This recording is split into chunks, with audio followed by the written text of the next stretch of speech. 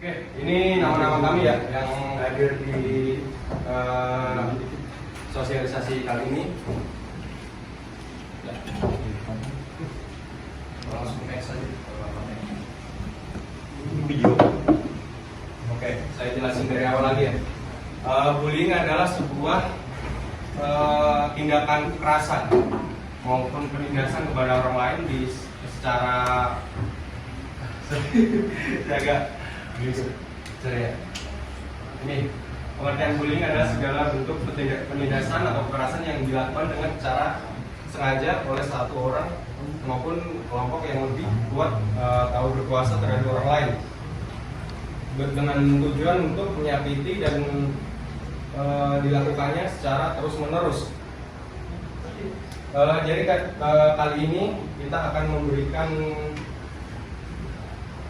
lebih tepatnya kayak wawasan untuk kalian agar tidak melakukan bullying terhadap satu sama lain. Next aja. Oke, untuk jenis-jenis bullying itu dari segi fisik bisa dicontohkan seperti pukulan, tendangan, dorongan, menjabak rambut, memukul, maupun nendang. Itu bentuk bullying yang pertama. Oke, yang kedua jenis verbal, yaitu dengan kata-kata, entah itu mengolok-olok, ejekan, penghinaan, ancaman, mengolokkan. Biasanya ada yang mengolok nama orang tua juga kan, biasanya ada kan.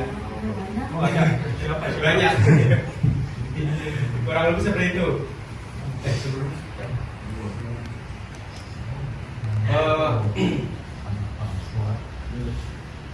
Langsung aja. Sorry guys, agak repot ngomongnya. Untuk yang ketiga yaitu sosial, yaitu seperti kita menyebarkan rumor jahat, kayak contohnya seperti kita seperti bikin status yang kurang baik. Agak Waalaikumsalam. Aisyah dari Mas ya.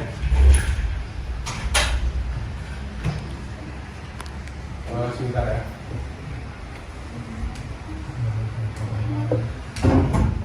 Oke, next aja. Oke, yang keempat dari bentuk psikolog, emosionalis. Tindakan ini berupa menghina, mengancam, mengintimidasi, menekan, mengabaikan, atau mengucilkan. Hal ini sangat merusak mental seorang anak. Maaf ya, agak bebot nih. Tengah Pak. Iya. Jadi kayak intimidasi itu berkelompok, namanya berkelompok. Jadi yang diintimidasi itu satu orang. Yang sering dilakukan orang-orang yang berkuasa, yang dia sok jagoan lah biasanya. Yeah. Intimidasi contohnya seperti itu. Jadi jangan sekiranya kalau misalnya kalian ini contohnya, biasanya kan kalau anak-anak muda kan atau anak-anak sini sebetulnya circle kan? Iya. Geng. Nah, geng. Ini dia mainnya sendiri kita kan? menghindari tindakan-tindakan seperti Yang harusnya sendiri itu kita coba rangkul, jangan dia sendirian ya udah dijelekin, kayak ikut geng langsung. dia nggak diajak nah Contohnya kayak gitu. Perusahaan pintar. Makin. Oke, next. Itu yang diakan cyberbullying itu biasanya yang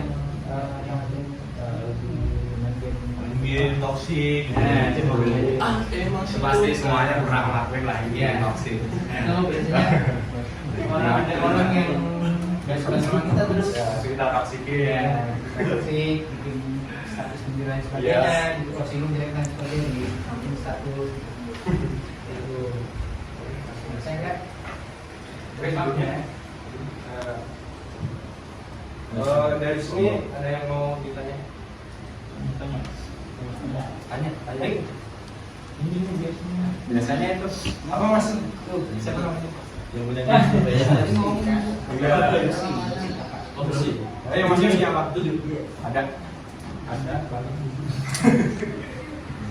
Gak apa-apa tanya aja, jangan takut. Saya akan menjawab sebisa saya ya, sebisa saya. Gak tahu bener atau salah. Dapat Iya nanti dapat dia dan saya dari kami semua. Ayo, teman-teman yang mau bertanya jangan takut, nggak digigit. Nggak gigit. Iya. Kalau sampai nggak gigit. Yang lain tanya atau kurang jelas saat ini boleh nanti kan yang ini kurang gitu nanti Iya. lagi. Mungkin bisa Yang jelasin. yang perempuan. Nah, terus. Oke, next saja kalau nggak ada. Oke, ini dampak bullying bagi korban ya. Yang pertama dalam segi kesehatan mental bisa stres. Beberapa korban bullying dapat mencapai tingkatan keputusasaan yang mengarah pada pikiran bunuh diri atau bahkan mencoba bunuh diri. Ini yang paling bahaya dalam bentuk bullying. Oke, yang kedua dalam segi fisik. Dari cedera fisik, bullying fisik dapat mengakibatkan luka, memar, patah tulang dan cedera fisik lainnya yang bisa mengganggu kesehatan korban. Yang ketiga, yang ketiga yaitu sosial dan emosional. Isolasi sosial, korban bullying kesulitan belajar, bullying dapat mengganggu konsentrasi dan performa akademik, menghambat kemampuan belajar dan berkontribusi pada penurunan prestasi akademik. Yang terakhir yaitu hubungan dan perilaku beberapa korban bullying dapat mengembangkan perilaku agresif, marah atau balas dendam sebagai cara melampiaskan rasa sakit dan frustasi mereka. Yang terakhir. Oke, ada tambahan? Ya, mungkin di sini kan untuk yang itu ada dosis, ya, ada dari IP. Dosis kan utama dia itu ekskul yang paling tinggi. Sebagai organisasi penaung ekskul yang lain. Jadi kalau sekiranya lihat anggota ekskul yang lain, siswa yang lain sebelum ini, sekiranya coba untuk laporkan ke orang dewasa atau guru ya, gimana atau penjaga, bapak bakti itu bisa dilakukan. Jadi karena dampaknya juga kamu lihat di sini kan parah. Kalau misalnya stres, dia bisa hari ini ada, besok juga tidak ada. Ya, baiknya seperti itu. Nah untuk stres ini dia nanti juga bisa tidak mau bertemu dengan orang-orang. Nah, maksudnya kenapa tuh? Dia mengurung diri, takut melihat orang. Soalnya saya sendiri juga pernah lihat ada kenalan gitu. Dia itu kena, jadi setelah kena itu nggak mau keluar rumah, nggak mau kemana-mana, kita di rumah. Walaupun umurnya memang sekarang itu udah dibilang udah berumur, udah lebih dari 25 tahun. Dia nggak mau terlihat sama orang, nggak mau kenalan sama orang kecuali saudaranya sendiri. Gitu. Jadi dampak ini memang besar. Nggak main-main ya. Jadi nggak bisa dianggap sepele, nggak bisa dianggap yang boleh. Memang di sini ada yang dari kriterianya itu bercanda, boleh bercanda, tapi tidak berlebihan. Ya kan? Bercanda itu ada batasnya. Itu siapa tuh biasanya yang bercanda itu suka berdua-duaan gitu, apalagi lagi sama lagi kan. Nah, Saya yakin yang sebenarnya mungkin nggak ada di sini. Nggak sih itu nggak ada. ya, nggak ada gitu ya. Jadi untuk bercandanya yang sekiranya itu yang bullying atau berlebihan dihindari dan jangan bercanda itu secukupnya. Kalau misalnya disuruh semua ini temannya pusing jadi bercanda aja, tapi jangan terlalu berlebihan. Ya. Verbal maupun fisik. Di sini kami semua akan memberikan beberapa materi dari bullying itu menggunakan PPT ya? Iya. Bisa. Mana? Firman. Bisa dimunculin PPT-nya? Tunggu ya. Ini bentar dulu ya. Kita pasang dulu. Baik, belum listrik. bagaimana contoh tindakan bullying terhadap siswa di SMP Gelora Depok? Semuanya tahu. Nah, tindakan yang paling kecil aja. Nyebut nama bapak. Ah, boleh itu. Pak Nasir. Oh bukan. Oleh bapak terus kayak fisik, Ya? fisik, Pelatihan fisik, kemudian materi fisik. oh materi fisik. Iya, atau body shaming gitu ya. Body shaming. Oh ini. Ada salvo Iya. contohnya gitu. Ada lagi? Dah. Oke, dah.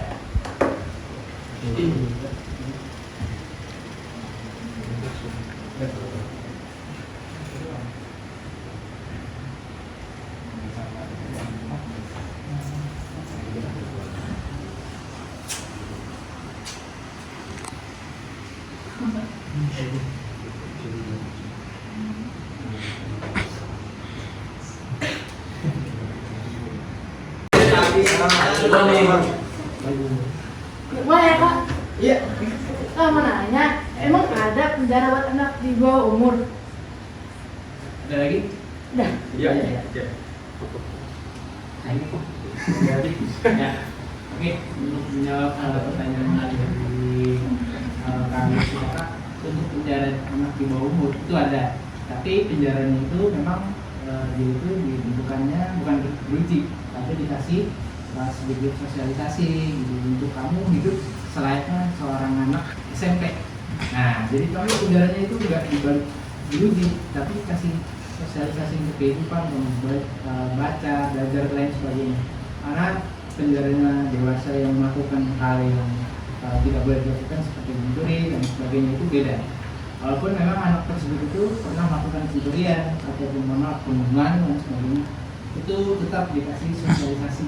Karena yang namanya anak di bawah umur atau belum umurnya dia sudah melakukan hal tersebut, ya harusnya memang ditindaknya itu diberikan sosialisasi, tidak dengan diberikan hukuman berat, ya.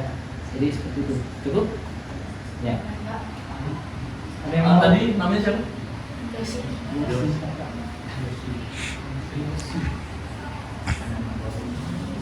Ada yang mau pertanyaan? Yuk, jangan takut. Itu jangan takut. Ya. Yuk, nggak apa-apa dicatat dulu, kamu pikir dulu. Mau pertanyaan apa? Nggak apa-apa pakai HP. Kamu catat dulu cari pertanyaannya apa. Tapi jangan susah-susah. Pemberian dari suatu kelompok kepada siswa lain. Pembulian dari kelompok tertentu.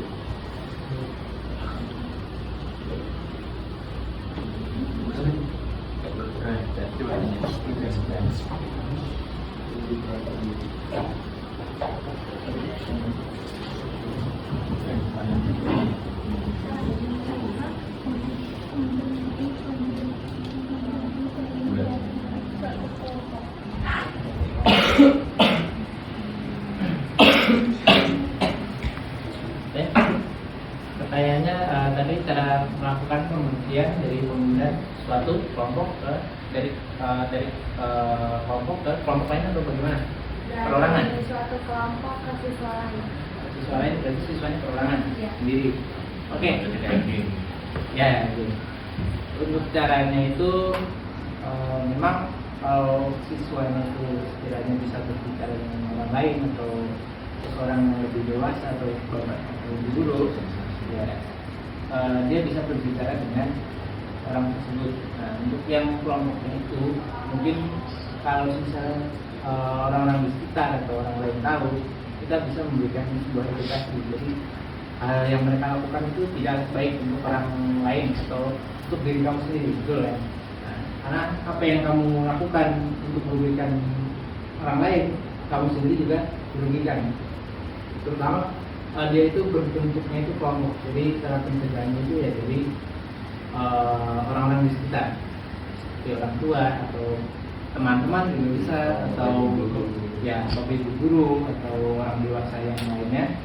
Jadi caranya adalah seperti itu, orang di sekitarnya yang harus melakukan suatu tindakan. Kalau di sekitarnya kita bilang cara baik, kita ingatkan, kita beri arahan, ya betul ya. Kita bisa Oke, sisa 2 lagi nih hadiahnya. Siapa lagi? KPP jangan takut. Ya. Sisa 2 lagi. Sisa lagi.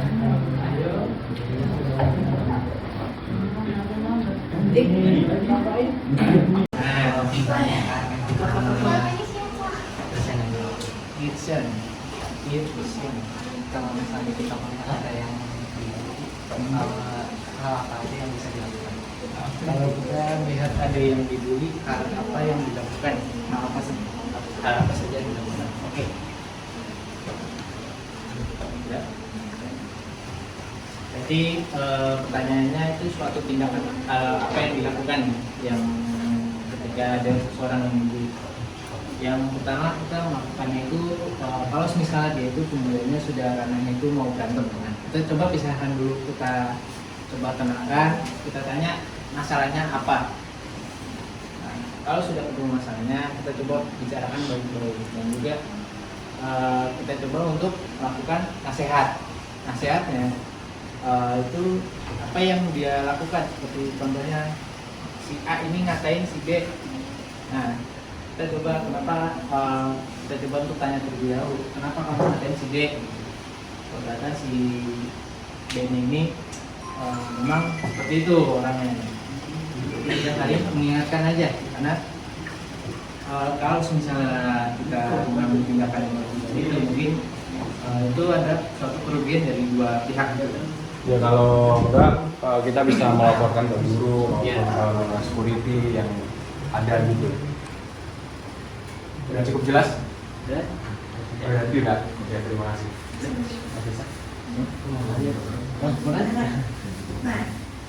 Terus tinggal satu lagi nih. Satu lagi tuh, ayo.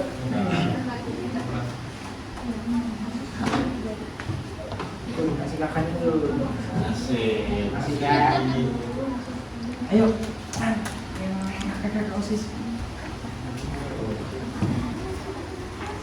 Ayo jangan malu-malu yuk. Yuk.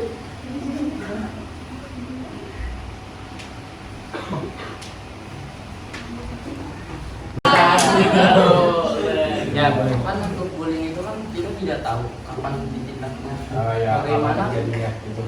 Ya. Bagaimana caranya kita menghindari tindakan bullying itu terhadap diri kita di dunia nyata maupun dari cyber digital. Berbullying gitu. Ya, tindakan bullying. Oke, namanya siapa tuh? Pak Q. Oke, bisa Oke. jelaskan Mas Firman ya? Ya. Untuk saya jelaskan tadi tindakan apa? Jadi pertanyaan Kak Aisyah. Biar kita bisa terdengar. Nah, oke, pertanyaannya bagaimana caranya menghindari bullying? Yang pertama mungkin kamu ikut sebuah organisasi. Nah, ya kan? Ya, Ya, ikut sebuah organisasi di mana kamu itu untuk mengikuti sebuah sosialisasi di sekitar masyarakat atau di sekitar lingkungan sekolah, contohnya OSIS. Ya. OSIS itu bisa kemana aja. Nah, jadi cara menghindarinya seperti itu, ikut sosialisasi, ikut organisasi, dan juga memiliki hubungan yang baik antara teman. Kalau misalnya memang kamu nggak punya hubungan yang baik, caranya kamu bertanya aja, ada masalah apa dengan saya gitu. Coba kamu baik-baik ngobrol dengan dia, tanya dengan dia gitu. Kalau memang sudah ketemu titiknya, oh yaudah kamu yang salah, yaudah kamu coba minta maaf, seperti itu. Untuk yang cyberbullying sebenarnya dia itu jatuhnya kalau di timnya itu status WhatsApp dan sebagainya kan bisa jadi cyberbullying. Cobalah bersikap baik kepada orang lain atau teman, perilaku yang baik, perlakuan yang baik dan berkata yang sopan ya. Biasanya yang seperti itu karena kita kurang baik sama orang lain atau teman kita gitu. Kita ngomong nggak sengaja, jelek lu, ntar tiba-tiba si A bikin status, si ini masih juga nih ngomong begini, nah cyberbullying kan jadinya. Nah, udah cukup Pak Faik? Oke, udah cukup ya semuanya. Enggak, ini habis ini saya tutup dan nanti kita dokumentasi foto bareng ya. Semuanya terima kasih atas kehadirannya, meluangkan waktunya.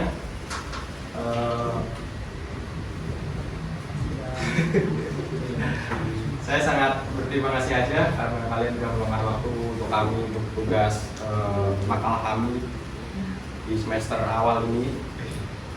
Ya udah, kalian habis ini bisa pulang. Silakan kalau ada ekstrakurikuler silakan dilanjutkan. Wassalamualaikum warahmatullahi wabarakatuh.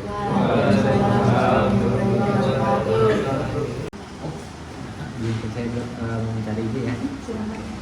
Pertanyaan yang pertama, bagaimana contoh tindakan bullying terhadap siswa di SMP Gelora Depok? Di SMP Gelora Depok itu siswanya rata-rata ya pembuliannya itu sebenarnya hampir nggak ada Pak, hampir tidak ada. Barangkali pembuliannya itu yang non-verbal, kayak di sini itu bulinya itu kayak main kata-kata orang tua. Misalnya, lu bapaknya ini, lu ibunya ini, dasar, misalnya mama misalnya, dasar poniam, dasar apa gitu. Kalau untuk pembulian secara fisik gitu atau ngata-ngatain fisik gitu, misalnya, dasar pendek, dasar hitam gitu, itu sebenarnya sih di SMP Gelora tuh nggak ada hal, paling hanya kata-kata orang tua aja. Paling cuma suka ngeledek saling. Iya, saling ngeledek aja gitu. Nomor satu berarti itu aja Bu. Iya. Nomor duanya, apa tindakan dari para guru untuk menanggulangi bullying di SMP Gelora Depok? Tindakannya itu kan yang tadi kalau emang di Gelora itu kan sebenarnya tidak ada bullying yang besar gitu ya kan, hanya tadi dari orang tua. Paling kalau misalnya itu kalau yang dibully, maksudnya yang udah kesel gitu ya, tuh dia tuh sering ngata-ngatain orang tua saya, paling tersangkanya atau pelakunya dipanggil sama wali kelasnya atau pada saat guru mata pelajaran itu ditegur, gak boleh kayak gitu, itu tuh tindakan yang gak baik. Walaupun kamu cuma ngata-ngatain nama-nama orang tua, tapi kan ada beberapa siswa yang tidak mau orang tuanya tuh maksudnya jadi bahan ledekan kayak gitu sih, paling hanya teguran aja kayak gitu, langsung ditegur gitu aja. Pokoknya memberikan edukasi ke depan gitu. Iya, betul. Untuk yang ketiga, apa efek yang akan terjadi jika siswa terkena bullying? Efeknya paling kesel ya, kan bullyingnya nggak terlalu parah, memang nggak parah gitu. Paling hanya kesel aja karena kan, apaan sih nama orang tua kok jadi bahan bercandaan, jadi bahan ejekan gitu. Jadi paling hanya kesal aja kayak gitu. Dan biasanya kalau ada anak yang berani langsung dipalin lagi. Emang dasar lu anaknya ini juga kayak gitu. Dasar lu bapak lu ini, ibu lu itu gitu. Kalau misalnya anaknya yang berani, kalau nggak berani paling cuma kesel, diem atau nggak ngadu ke wali kelasnya gitu. Saya dikata-katain dulu nih sama dia nih, orang tua saya. Itu sih biasanya. Untuk yang nomor 4, apa yang menjadi terutama seorang siswa melakukan bullying? Faktor utamanya itu kalau di sini ya, khususnya ya di SMP Gelora itu cari perhatian. Cari perhatian. Kalau misalnya, intinya tuh cari perhatian anak-anak, entah cari perhatian sesama teman atau cari perhatian guru. Biasanya itu, ini kurang perhatiannya, gue cari perhatian yang apa? Oh, biasanya kurang perhatian jadi orang tua juga. Iya, kurang perhatian juga, cari perhatian juga bisa jadi. Supaya kan mungkin kalau misalnya dipanggil nantinya orang tua gitu ya, tapi nggak sampai segitunya. Misalnya paling ketika konseling dengan wali kelas dengan orang tua, paling kasih tahu nih Bu, anaknya sering ngata-ngatain orang tua teman-temannya gitu. Pasti kan ditegur tuh.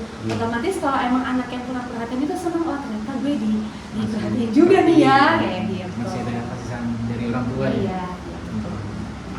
Untuk yang nomor 5, apa hukuman kepada siswa jika siswa tersebut ketahuan melakukan bullying? Paling tindakannya itu yang pertama tadi ya, kita panggil anaknya, terus kita tegur. Kalau misalnya memang ditegur juga masih melakukan lagi, paling akan dikasih poin pada yang mengacu pada buku biru. Jadi kalau di Gelora itu ada buku biru. Jadi buku biru itu isinya nanti ada poin-poin apa yang siswa lakukan, misalnya kesalahan siswa yang lakukan. Jadi kita mengacu pada buku biru, kita kasih poin, nanti setelah dikasih poin akan diambil oleh guru BK untuk di konseling, dicari akar permasalahannya itu sampai kamu tuh bisa sering hobi gitu loh, ngata-ngatain, maksudnya bullying non-verbal tadi ya, main kata-kata orang tua atau apa, nanti kita panggil sama guru BK biar kita cari tahu apa sih masalahnya, seperti itu. Oke, baik Bu, terima kasih mungkin cukup pertanyaan yang saya berikan itu. Oke, terima kasih. Jangan lupa masuk